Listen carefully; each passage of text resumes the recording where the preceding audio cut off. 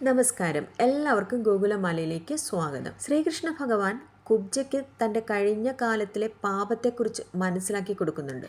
എപ്പോഴാണെന്നല്ലേ?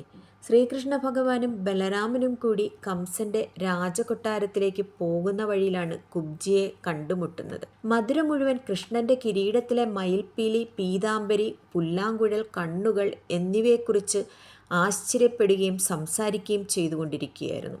ഓരോ വ്യക്തിയും കൃഷ്ണനെ വീക്ഷിക്കുന്നുണ്ടായിരുന്നു. ആ കൂട്ടത്തിൽ ഒരു വൃദ്ധയായ സ്ത്രീയും അദ്ദേഹത്തെ സാഗൂതം നിരീക്ഷിക്കുന്നുണ്ടായിരുന്നു. മധുരയിലെ ജനങ്ങൾ അവളെ കുബ്ജ എന്നാണ് വിളിച്ചിരുന്നത്. അവളുടെ രൂപഭേദം ഇല്ലാത്ത ശരീരം, അവളുടെ പുറം മുഴച്ചിരുന്നിരുന്നു. അത് കാരണം അവൾക്ക് പൂർണ്ണമായും മുന്നോട്ട് കുനിഞ്ഞു തന്നെ നടക്കേണ്ടി വന്നിരുന്നു. കംസന്റെ കൊട്ടാരത്തിലെ ഒരു പരിചാരികയായിരുന്നു ഈ കുബ്ജ. അവളുടെ ജോലി കംസന് വേണ്ടി ചന്ദനം തയ്യാറാക്കലായിരുന്നു. പക്ഷെ അന്നത്തെ ദിവസം കുബ്ജ കൃഷ്ണന് വേണ്ടിയിട്ട് ചന്ദനം അരച്ചത് പ്രത്യേകം തയ്യാറാക്കി കൊണ്ടുവന്നിരുന്നു. ഭഗവാന്റെ മുഖസൗന്ദര്യത്തിൽ അവൾ മയങ്ങിപ്പോയി. കുബ്ജ തൊട്ട് തലേന്ന് രാത്രിയിൽ ഒരു സ്വപ്നം കണ്ടിരുന്നു. കുറച്ച് ഭയപ്പെടുത്തുന്ന ഒരു സ്വപ്നം. നദിക്കരയിൽ നിൽക്കുന്ന രണ്ട് പുരുഷന്മാരുടെയും ഒരു സ്ത്രീയുടെയും മങ്ങിയ ചിത്രങ്ങളായിരുന്നു ആ സ്വപ്നത്തിലുണ്ടായിരുന്നത്. അവൾക്കതെന്തെന്ന് വ്യക്തമായിരുന്നില്ല. അതുകൊണ്ട് തന്നെ അന്നേ ദിവസം അവളുടെ മനസ്സിനെ അത് വല്ലാതെ അലട്ടിയുമിരുന്നു. പക്ഷെ കുബ്ജയ്ക്ക് ഓർമ്മ വന്നത് അവർ അവളെ നോക്കി പുഞ്ചിരിച്ചു എന്നതും ആയിരുന്നു. അവളെ മനോഹരമായി അഭിസംബോധന ചെയ്ത് ശ്രീകൃഷ്ണ ഭഗവാൻ കുബ്ജയുടെ അടുത്തേക്ക് ചെന്നു. ഭഗവാൻ കുബ്ജയോട് ഇങ്ങനെ പറഞ്ഞു: നിങ്ങളുടെ സൗന്ദര്യം, നിങ്ങളുടെ ഈ സുഗന്ധം എന്നെ വല്ലാതെ ആകർഷിക്കുന്നു. ഇത് കേട്ട് കുബ്ജയ്ക്ക് സ്വയം ഒരു നാണക്കേട് തോന്നി.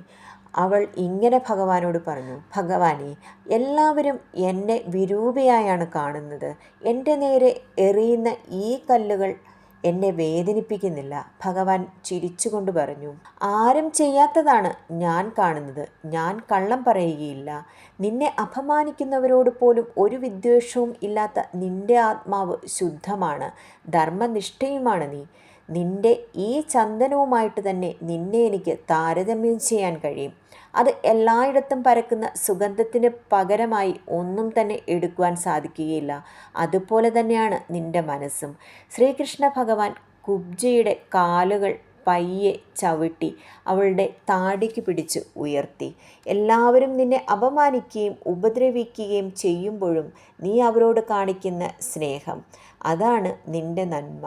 നിന്നെ ഇനി ആരും തന്നെ ഉപദ്രവിക്കുകയില്ല. അവൾ സ്തംഭിച്ചു നിന്നുപോയി. കൃഷ്ണൻ തൻ്റെ കാലുകൾ ഉയർത്തി അവളുടെ വിരലുകളെ പതിയെ മറച്ചു വെച്ചു. താടിയിൽ ഒന്നുകൂടി തൊട്ടു. മുഖമുയർത്തി. എന്താണ് സംഭവിക്കുന്നത് എന്ന് പോലും അറിയാതെ കുബ്ജ പരിഭ്രാന്തയായി. അവളുടെ വളഞ്ഞ നട്ടെല്ല് ക്രമേണ നൂർന്നു വന്നു. എല്ലാ വൈകല്യങ്ങളും രൂപാന്തരപ്പെട്ട് നല്ല സുന്ദരിയായിട്ട് മാറി. അവൾക്ക് എഴുന്നേറ്റ് നിൽക്കുവാൻ സാധ്യമായി. ശ്രീരാമൻ ഒരു പാറയെ അഹല്യയാക്കി മാറ്റി. ഇവിടെ ശ്രീകൃഷ്ണൻ കുബ്ജയ്ക്ക് മുതുകിലെ ആ കൂന് തന്നെ മാറ്റിക്കൊടുത്ത് പുതിയ ജീവൻ നൽകി. ചുറ്റുള്ളവരെല്ലാം പ്രശംസിച്ചു. കുബ്ജയ്ക്ക് ഈ മാറ്റം അവിശ്വസനീയമായി തോന്നി. അവൾ ശ്രീകൃഷ്ണനോട് പറഞ്ഞു: അങ്ങ് എന്താണ് ഈ ചെയ്യുന്നത്? ശ്രീകൃഷ്ണൻ പറഞ്ഞു: ഞാൻ നിന്റെ ആത്മാവിൻ്റെ സൗന്ദര്യം പുറത്തേക്ക് കൊണ്ടുവരികയാണ് ചെയ്തത്. നിങ്ങൾ ഇപ്പോൾ അകത്തും പുറത്തും ഒരുപോലെയാണ്. കുബ്ജയുടെ കണ്ണുകളിൽ നിന്ന് കണ്ണുനീർ ഒഴുകുന്നുണ്ടായിരുന്നു. ശ്രീകൃഷ്ണൻ അവളുടെ ചന്ദനത്തിൻ്റെ പാത്രമെടുത്ത് തൻ്റെ ദേഹത്ത് പുരട്ടിത്തരാൻ പറഞ്ഞു. ശ്രീകൃഷ്ണന് ചന്ദനം പുരട്ടുമ്പോൾ കുബ്ജയ്ക്ക് താൻ മുമ്പ് ശ്രീകൃഷ്ണനെ സേവിച്ചതുപോലെ തോന്നി. കുബ്ജ പറഞ്ഞു: ഞാൻ നിന്നെ മുമ്പ് കണ്ടിട്ടുണ്ട്. അതേ പ്രസന്നമായ മുഖവും മയക്കുന്ന പ്രഭാവലയും ആകർഷകമായ വ്യക്തിത്വവും. അന്നും ഞാൻ പിന്മാറി. നിഗൂഢത വെളിപ്പെടുത്താൻ അവൾ ദയയോടെ ആവശ്യപ്പെട്ടു.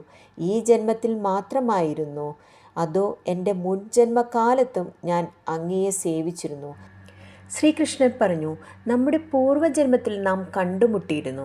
പെട്ടെന്ന് കുബ്ജയ്ക്ക് താൻ കണ്ട സ്വപ്നം ഓർമ്മ വന്നു. ഇന്നലെ രാത്രി താൻ സ്വപ്നം കണ്ട 3 പേർ ആരാണെന്ന് അവൾ തിരിച്ചറിഞ്ഞു.